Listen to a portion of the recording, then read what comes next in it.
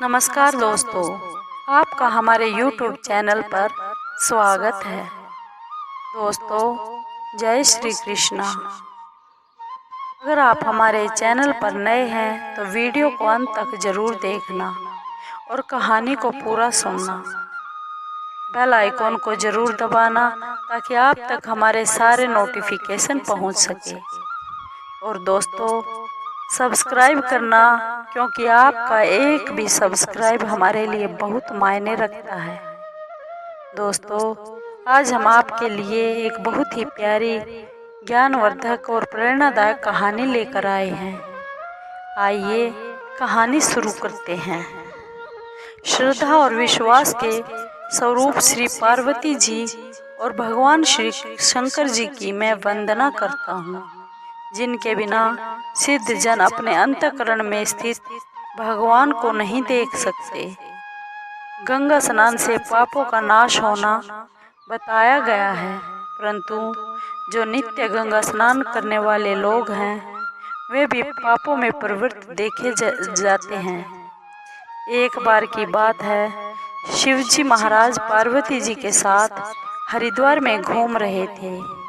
माँ पार्वती ने देखा कि हजारों मनुष्य गंगा जी में नहा नहा कर हर हर महादेव, हर हर गंगे कहते चले जा रहे हैं, परंतु सभी प्राय देखा जाता है कि दुखी और पाप परायण हैं।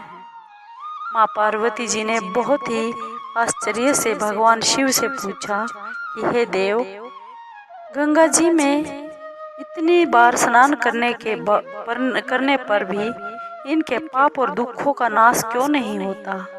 क्या गंगा माँ में इतनी सामर्थ्य नहीं रही इनके पाप काट सके? भगवान शिव जी ने कहा, हे प्रिय, गंगा में तो वही सामर्थ्य है, परंतु इन लोगों ने पाप नाशनी गंगा में स्नान किया ही नहीं, तब इन्हें लाभ कैसे होगा? माँ पार्वती ने बहुत आश्चर्य से कहा कि स्नान कैसे नहीं किया? सभी तो नहा नहा कर आ रहे हैं, अभी तक इनके शरीर से गीलापन भी नहीं सूखा है। भगवान शिव ने कहा, ये केवल जल में डुबकी लगा कर आ रहे हैं, तुम्हें इसका रहस्य कल समझाऊंगा। दूसरे दिन बड़े जोर की बरसात होने लगी। गलियां बहुत कीचड़ से भर गई। एक चौड़े रास्ते में एक बहुत गहरा गड्ढा था, चारों ओर लपटीला कीचड़ से भरा हुआ था। शिवजी ने लीला से ही वृद्ध रूप धारण कर लिया और दीन विवश की तरह गड्ढे में जाकर ऐसे पड़ गए जैसे कोई मनुष्य चलता चलता गड्ढे में गिर पड़ता हो और निकलने की हिम्मत करने पर भी नहीं निकल पा रहा हो।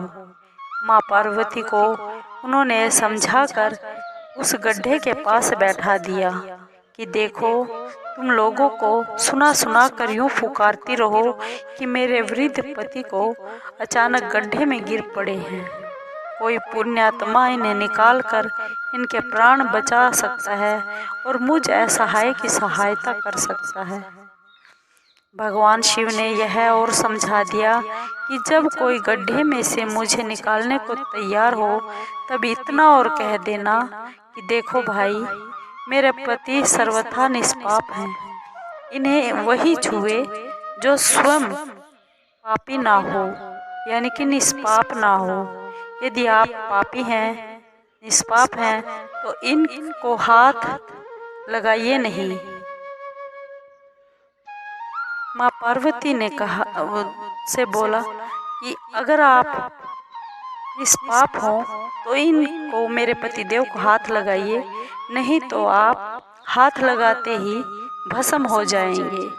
माँ पार्वती जी तथास्तु कहकर उस गड्ढे के किनारे बैठ गई और आने जाने वालों को सुना सुना कर जोर जोर से कहने लगी जो भगवान शिव ने सिखाई हुई बात थी। गंगा में नहाकर लोगों के दल टोल के टोल आ रहे हैं। सुंदर युवती को यूं बैठी देखकर कईयों के मन में पाप आ गया। कई लोग लज्जा से डरकर तो कई कुछ धर्म का भय मानकर कई कानून से डरे।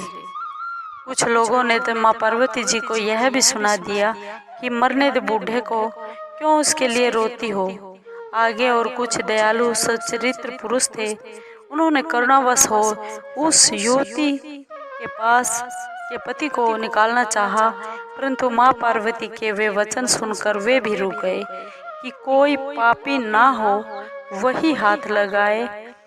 अगर किसी और ने हाथ लगाया तो मेरे पति का हाथ लगाते ही भस्म हो जाएगा।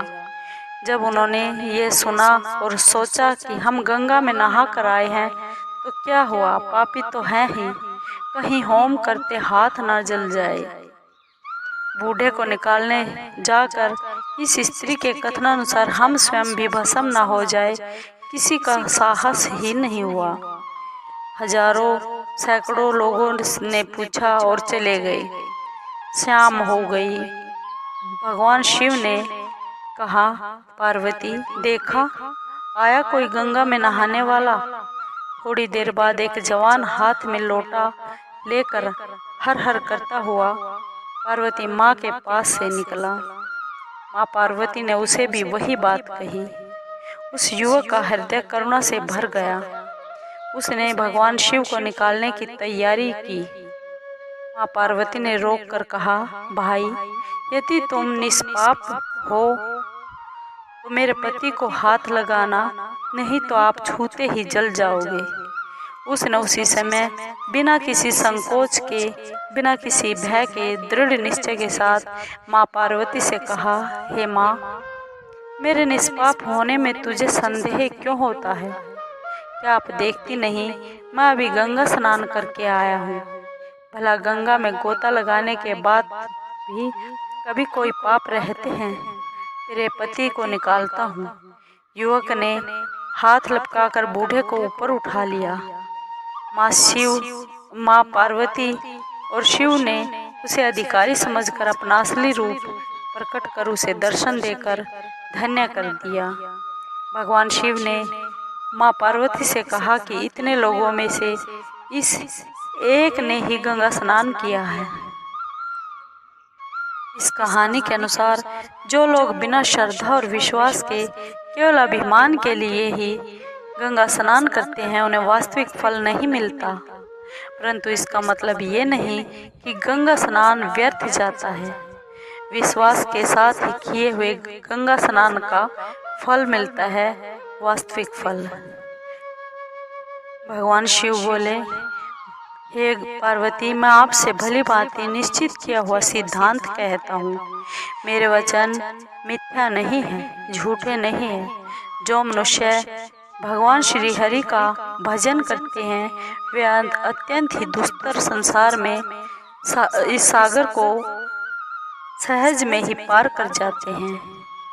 दोस्तों, आपको ये कहानी कैसी लगी? अगर आपको कहानी अच्छी लगी हो तो प्लीज़ लाइक कीजिए, शेयर कीजिए, सब्सक्राइब कीजिए और कमेंट ज़रूर कीजिए। धन्यवाद।